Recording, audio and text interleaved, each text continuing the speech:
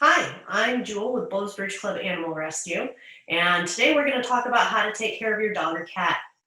All pets have the same basic needs. They need food, they need water, they need exercise, and they need to go to the bathroom.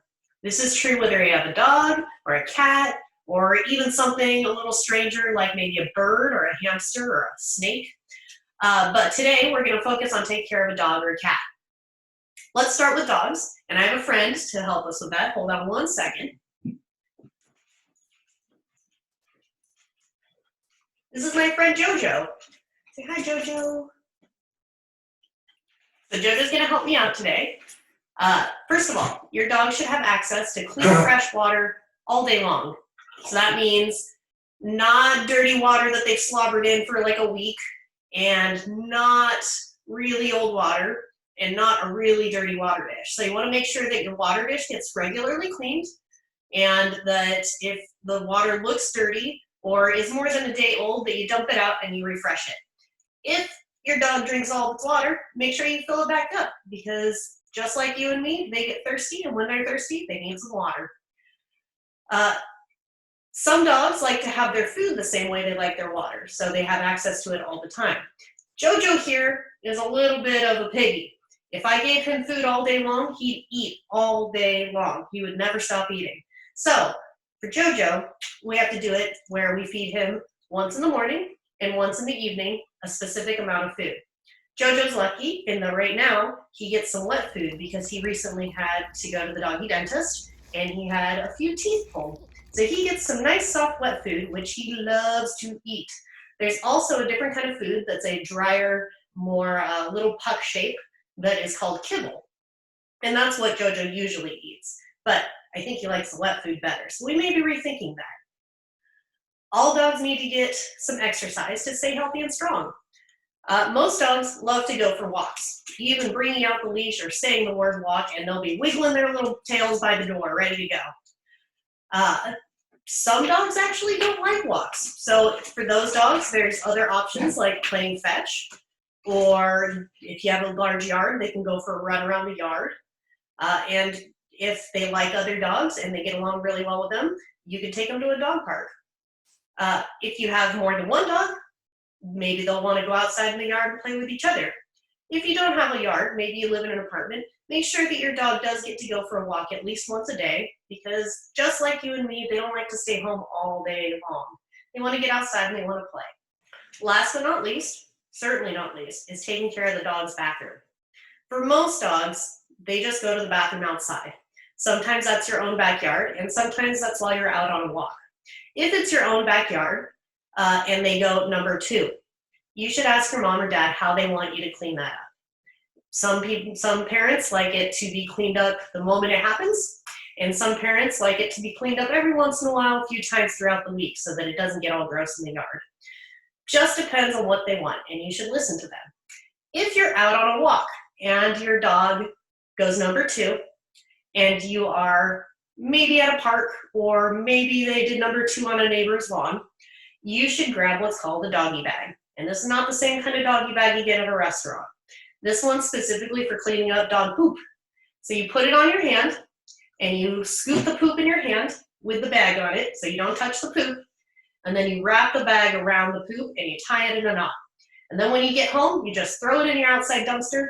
Easy peasy, don't even have to worry about it. All right, thank you, Jojo, for your help.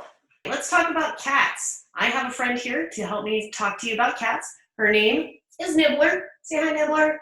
Hi. Cats are really similar to dogs. They also need food. They also need water. They also need to exercise, and they need to go to the bathroom. Nibbler here likes dry kibble, and unlike Jojo, she likes to eat it all day long, and she'll just eat a little bit here and there. She's kind of a snacker all day. She doesn't really have a breakfast or a lunch or a dinner. She just has little snacks. And she can reach it anytime she's hungry. So it's just like her water. She can eat when she wants to, and she can drink once she wants to. And that works for her.